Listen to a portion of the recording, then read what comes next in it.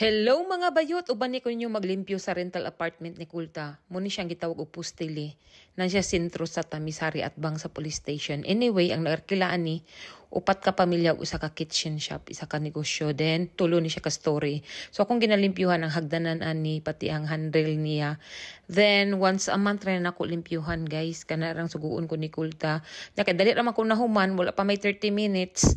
So, gi-appeal lang po na ko og ang basement. So trapo-trapo ra tadya guys, warag mga kordiso, then mo ni siya ang last na hagdanan padung sa basement nga ako ang gimap.